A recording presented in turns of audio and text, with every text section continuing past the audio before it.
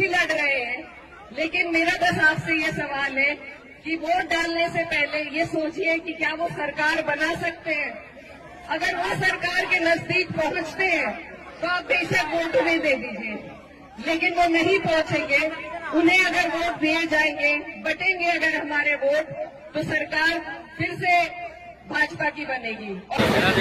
और एक हमारी बहन यूपी कायराना से भी यहाँ आई हुई है, जो बोल रही थी कि अगर यहाँ ओवैसी साहब को वोट देंगे तो उनकी हुकूमत तो नहीं बनेगी, लेकिन यहाँ पे बीजेपी आ जाएगी। तो मेरी बहन एहरा, हमको बहुत खुशी होती थी ये देखकर कि एक कायराना से हमारी बहन है जो इतनी काबिल है, लेकिन अब हमें देखकर ये अफसोस होता है कि तुम हमारे दुश्मनों के हाथों की तलवार बन रही हो। जिस तेजस्वी को तुम जिताने यहाँ आई हो, उस तेजस्वी से जब पूछा गया कि जो आई लव मोहम्मद के पोस्टर ले जाने पर कुछ नौजवानों पर एफआईआर हुआ, उस पर आपका क्या कहना है? तो वो तेजस्वी ने कहा कि मुझे कुछ नहीं पता, मेरा जहन जो है वो अभी बिहार चुनाव पर है।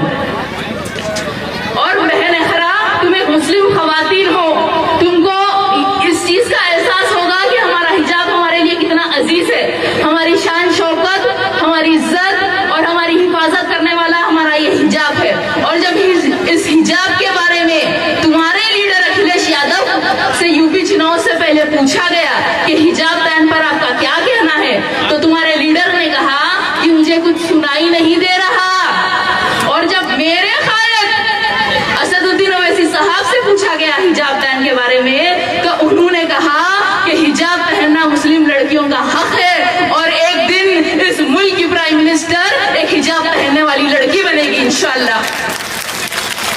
तो बहन एहरा, तुम्हारे सदर और मेरे सदर में इतना फर्क है। और जो तुम ये बात बोल रही हो कि यहाँ पे हम हुकूमत तो नहीं बना सकते, तो तेलंगाना में भी वैसे हमारी कोई हुकूमत नहीं है, वहां भी हमारी हुकूमत नहीं है। 119 में से वहां सिर्फ हमारे 7 एमएलए और 17 में से 1 एमपी है, लेकिन वहां जो भी हुकूमत होती है उनको हमारी जरूरत पड़ती है, हमें उनकी जरूरत नहीं पड़ती।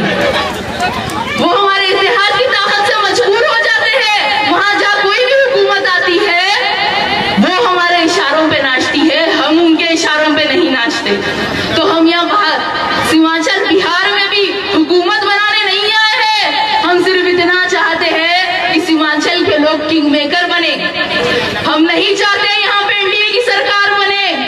हमारी ख्वाहिश ये है कि 14 तारीख के दिन जब चुनाव के नतीजे आए तो ये महागठबंधन के लोग हमारे दर पर आए, खटखटाकर बोले चलो हमारे साथ पटना, हम मजबूर हैं, अब हम तुमको भी तख्त पर बिठाएंगे।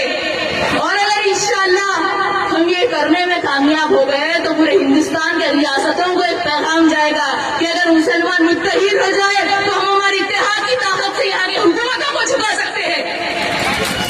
और सिर्फ रियासतों के चुनाव में नहीं, लोकसभा इलेक्शन में भी हम किंग मेकर बन सकते हैं इंशाअल्लाह एक दिन। इस बात को जहन में रखिए कि आज नीतीश कुमार के 12 एमपी और चंद्रा बाबू के 14 एमपी की तरफ से एनडीए की सरकार है। तो 11 तारीख के दिन मेरी आप तमाम से अपील है, मजलिस के हक में अपना वोट डालकर हमें झुकना नहीं, यहाँ की